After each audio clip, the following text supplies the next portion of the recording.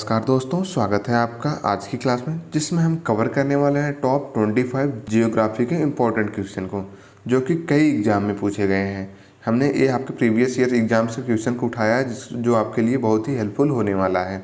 आप वीडियो को कम्प्लीटली देखिएगा, जिससे आपके सभी क्वेश्चन क्लियर हो जाएँ। पहला क्वेश्चन से देखेंगे, भूगोल के लिए जियोग्राफिका शब्द का प्रयोग सर्वप्रथम किसने किया है। बताएंगे जो जियोग्राफिका शब्द है, इसका सर्वप्रथम प्रयोग किसने किया है। हिकैटियस, हेरोडोटस, एरेटोस्थनीज या एनेक्जिमेंडर ने। तो बताएंगे आप लोग इसका राइट आंसर कौन सा होगा। तो ऑप्शन सी आपका राइट आंसर हो जाए एरेटोस्थनीज ने। किसने किया था, तो आप बताएंगे एरेटोस्थनीज ने सर्वप्रथम जियोग्राफिका शब्द का प्रयोग किया था। नेक्स्ट क्वेश्चन है, भू आकृति विज्ञान जियोमार्फोलॉजी का जन्मदाता किसे माना जाता है। डेविस, पेसेल, पेंक या हट्टन को। तो बताएंगे इसमें से किसको जियोमार्फोलॉजी का जन्मदाता माना जाता है। तो ऑप्शन नंबर बी आपका राइट आंसर हो जाएगा पेसेल को। किसको माना जाता है, तो बताएंगे पेसेल को जियोमार्फोलॉजी का जन्मदाता माना जाता है। नेक्स्ट क्वेश्चन है, सूर्य के चारों ओर घूमने वाले खगोलीय पिंड क्या कहलाते हैं।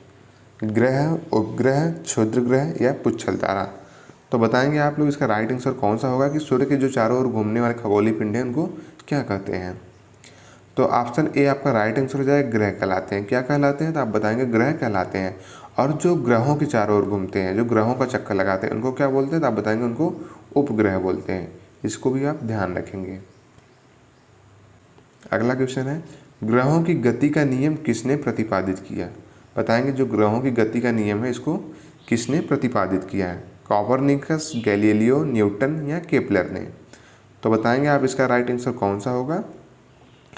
तो ऑप्शन डी आपका राइट आंसर हो जाएगा केपलर ने। किसने किया था, तब बताएंगे केपलर ने ग्रहों की गति का नियम को प्रतिपादित किया था। इसके अलावा आपको ध्यान रखना है, इन्होंने कब इसका नियम दिया था, बताएंगे 1609 में। किसने दिया था, केपलर ने 1609 में ग्रहों की गति का नियम का प्रतिपादन किया था। इसको आप ध्यान रखेंगे। नेक्स्ट क्वेश्चन है, निम्नलिखित में से कौन सा सौरमंडल का भाग नहीं है। क्षुद्र ग्रह, धूमकेतु ग्रह या निहारिका।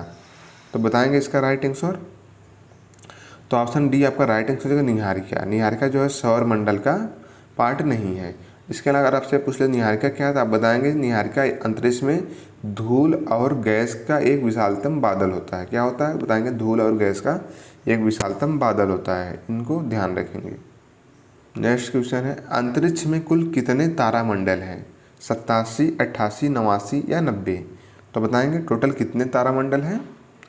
तो ऑप्शन बी आपका राइट आंसर हो जाएगा 88। टोटल कितने हैं, तो आप बताएंगे 88 तारामंडल है। और सबसे बड़ा अगर आपसे पूछ लेता है कि सबसे बड़ा तारामंडल कौन सा है, तो आप बताएंगे हाइड्रा। कौन सा, हाइड्रा जो है सबसे बड़ा तारामंडल है। इसके अलावा अगर आपसे सबसे छोटा पूछ लेता है, तो आप बताएंगे क्रूक्स। क्या है, क्रूक्स जो है सबसे छोटा तारामंडल है। इसको भी आप ध्यान रखेंगे। सूर्य के ऊपर के भाग को क्या कहा जाता है। बताएंगे आप कि सूर्य के ऊपर के भाग को क्या कहा जाता है। अधोमंडल, वर्णमंडल, प्रकाश मंडल या समताप मंडल।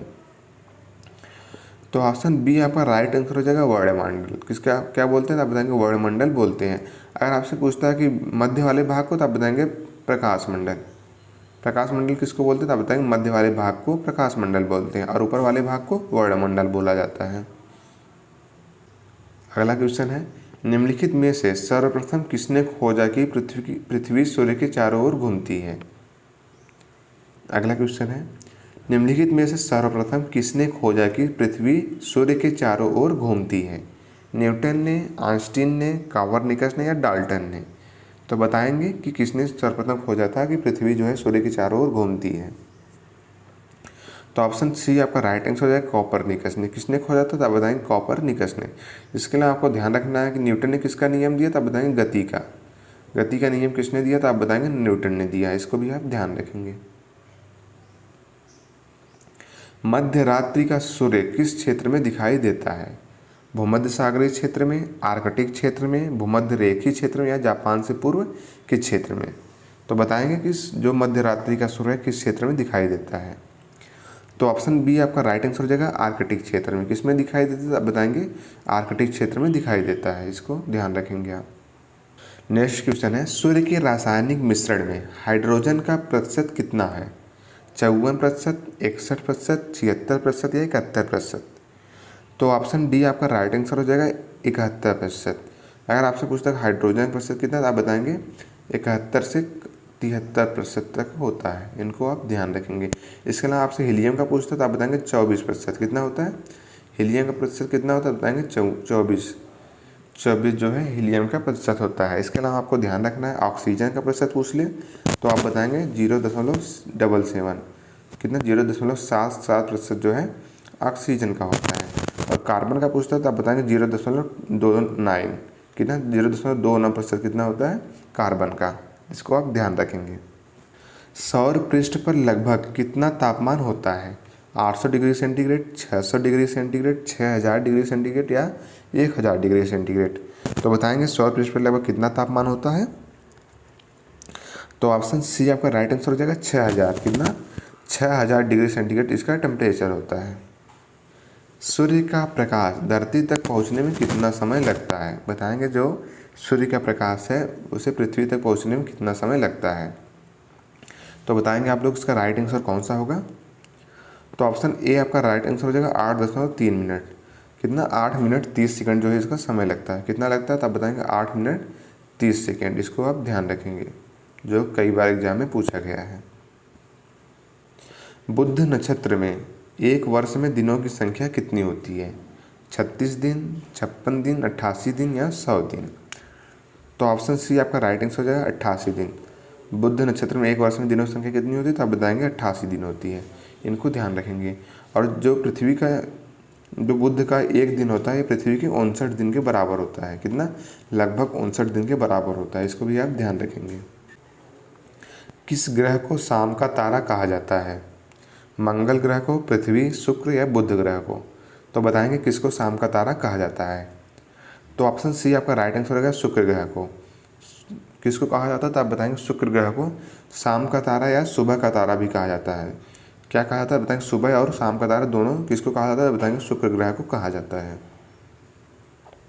उत्तरी ध्रुव की खोज किसने की थी? बताएंगे आप रॉबर्ट पियरी, एमंडसेन, तस्मान या जॉन केबार्ट ने। तो ऑप्शन ए आपका राइट आंसर होगा रॉबर्ट पियरी ने। किसने किया था तो आप बताएंगे रॉबर्ट पियरी ने किया था। और कब किया था तो आप बताएंगे 6 अप्रैल 1909 में। इसको अभी आप ध्यान रखेंगे 6 अप्रैल 1909 में रॉबर्ट पियरी ने उत्तरी ध्रुव की खोज की थी। इसको ध्यान रखेंगे आप। नेक्स्ट क्वेश्चन है पृथ्वी के भ्रमण की गति क्या है? बताएंगे आप 27 किलोमीटर प्रति मिनट, 31 किलोमीटर प्रति मिनट, 25 किलोमीटर प्रति मिनट या 39.5 किलोमीटर प्रति मिनट। तो बताएंगे आप इसमें से पृथ्वी की भ्रमण की गति क्या है। तो ऑप्शन ए आपका राइट आंसर हो जाएगा 27 किलोमीटर प्रति मिनट। कितना है 27 किलोमीटर प्रति मिनट जो है पृथ्वी की भ्रमण गति है। पृथ्वी अपने अक्ष पर किस दिशा में घूमती है? पूर्व से पश्चिम, पश्चिम से पूर्व, उत्तर से दक्षिण या दक्षिण से उत्तर दिशा में। तो बताएंगे आप लोग इसका राइट आंसर कौन सा होगा। तो ऑप्शन नंबर बी आपका राइट आंसर हो जाएगा पश्चिम से पूर्व की दिशा में। किस दिशा में घूमती है तो आपको बताना होगा पश्चिम से पूर्व की दिशा में घूमती है। इसके लिए आपको बताना होगा जो पृथ्वी है ये अपने अक्ष पर एक घूर्णन पूरा करने में कितना समय लेती है। तो आप बताएंगे 23 घंटे 56 मिनट और 4 सेकेंड। 56 मिनट और 4 सेकेंड। इसको भी ध्यान रखेंगे 23 घंटा 56 मिनट और 4 सेकेंड इसका समय लगता है एक घूर्णन को पूरा करने में। किस ग्रह को नीला ग्रह भी कहते हैं? बताएंगे आप शनि, मंगल, शुक्र या पृथ्वी को। नेक्स्ट क्वेश्चन है किस ग्रह को नीला ग्रह भी कहते हैं? सॉरी यहाँ पे कहते होंगे, यहाँ पे करते होंगे, मिस प्रिंटिंग हो गया है। तो आप बताएंगे कि किसको कहते हैं तो शनि, मंगल, शुक्र या पृथ्वी को।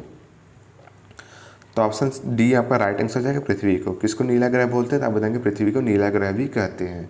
क्यों कहते हैं? क्योंकि इस पर 70% लगभग जल है, इसलिए इसको अंतरिक्ष से देखने में नीला दिखाई देता है, इसलिए इसको नीला ग्रह भी कहते हैं। इसको भी आप ध्यान रखेंगे। किस दिन पृथ्वी सूर्य के सबसे निकट होती है? बताएंगे आप 4 जुलाई, 31 मार्च, 23 सितंबर या 3 जनवरी को। तो बताएंगे किस दिन पृथ्वी जो है सबसे निकट होती है सूर्य के। तो ऑप्शन डी आपका राइट आंसर हो जाएगा 3 जनवरी को। कब होती है तो आप बताएंगे 3 जनवरी को पृथ्वी जो है सूर्य के सबसे निकट होती है। और इसको क्या बोलते हैं? इस दिन आपको उपसौर बोलते हैं। इसको क्या बोला जाता है? आप बताएंगे इसको उपसौर बोलते हैं। और आपसे पूछ देता है कि पृथ्वी सूर्य की सबसे अधिकतम दूरी पर किस दिन होती है तो आप बताएंगे 4 जुलाई को। किस दिन होती है? 4 जुलाई को। और इसको क्या बोलते हैं? इसको अपसौर बोलते हैं। इसको भी आप ध्यान रखना है, इसको अपसौर बोला जाता है 4 जुलाई को। 3 जनवरी क्या होता है तो आप बताएंगे उपसौर होता है, इसको भी ध्यान रखेंगे। पृथ्वी पर दिन रात की अवधि कहाँ समान होती है? ध्रुवों पर, भूमध्य रेखा पर, कर्क रेखा पर या मकर रेखा पर? तो बताएंगे कि कहाँ पे दिन और रात की अवधि समान होती है। तो ऑप्शन बी आपका राइट आंसर हो जाएगा, भूमध्य रेखा पर। कहाँ पे समान होती है तो आप बताएंगे भूमध्य रेखा पर पृथ्वी पर दिन और रात की अवधि समान होती है। दक्षिणी गोलार्ध में सबसे लंबा दिन कब होता है? 21 जून, 23 सितंबर, 22 दिसंबर या 21 मार्च को? तो बताएंगे आप लोग इसका राइट आंसर कौन सा होगा। तो ऑप्शन सी आपका राइट आंसर है 22 दिसंबर। किस दिन सबसे बड़ा दिन होता है तो आप बताएंगे 22 दिसंबर को। क्यों होता है तो आप बताएंगे इस दिन मकर रेखा पर सूर्य की किरणें सीधी पड़ती हैं।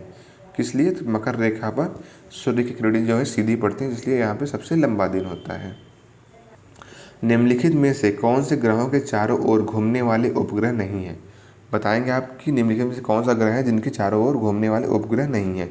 मंगल तथा शुक्र, बुध तथा शुक्र, मंगल तथा बुध, वरुण तथा प्लूटो। तो बताएंगे इनमें से राइट आंसर कौन सा होगा। तो ऑप्शन बी आपका राइट आंसर हो जाएगा, बुध तथा शुक्र। बुध तथा शुक्र ग्रह के अपने उपग्रह नहीं है, इसको आप ध्यान रखेंगे। नेक्स्ट क्वेश्चन है, नॉर्वे में अर्धरात्रि के समय सूर्य कब दिखाई देता है? बताएंगे आप 21 मार्च, 22 सितंबर, 22 दिसंबर या 21 जून को? तो बताएंगे कि अर्धरात्रि के समय सूर्य नॉर्वे में कब दिखाई देता है। तो ऑप्शन नंबर डी आपका राइट आंसर हो जाएगा, 21 जून को। कब दिखाई देता है? तब बताएंगे 21 जून को यहाँ पे अर्धरात्रि में सूर्य दिखाई देता है, इसको ध्यान रखेंगे। नेक्स्ट क्वेश्चन है, निक्स ओलंपिया कोलंबस पर्वत किस ग्रह पर स्थित है? बताएंगे आप बुध ग्रह, शुक्र ग्रह, पृथ्वी या मंगल ग्रह पे? तो बताएंगे किस पे उपस्थित है। तो ऑप्शन नंबर डी आपका राइट आंसर हो जाएगा, मंगल ग्रह पे। किस पे है? तो आप बताएंगे मंगल ग्रह पे निक्स ओलंपिया कोलंबस पर्वत, इसको ध्यान रखेंगे आप। निम्न में से किन तिथियों को सूर्य की किरणें विषुवत रेखा पर सीधी पड़ती हैं? बताएंगे आप कि किस तिथि पर सूर्य की किरणें जो है विषुवत रेखा पर सीधी पड़ती हैं। वर्ष भर, 21 मार्च, 23 सितंबर या 21 मार्च या 23 सितंबर को? तो बताएंगे आप लोग इसका राइट आंसर कौन सा होगा। तो ऑप्शन नंबर डी आपका राइट आंसर हो जाएगा, 21 मार्च तथा 23 सितंबर को। कब पड़ती हैं? 21 मार्च तथा 23 सितंबर को विषुवत रेखा पर सूर्य की किरणें सीधी पड़ती हैं, इनको आप ध्यान रखेंगे। तो लास्ट में आपका ये टेस्ट क्वेश्चन है कि पृथ्वी की परिधि कितनी है? बताएंगे आप कि पृथ्वी की परिधि जो है कितनी है। तो इसका आंसर आप लोग कमेंट बॉक्स में देंगे और आप लोग कमेंट बॉक्स में ये भी बताएंगे कि आज की क्लास आपको कैसी लगी और 25 में से आपने कितने स्कोर सही किए हैं। अगर क्लास आपको अच्छी लगी है तो कृपया लाइक और शेयर जरूर करिएगा। अगर चैनल पर नए हो तो सब्सक्राइब करना मत भूलिएगा। थैंक यू, धन्यवाद, जय हिंद।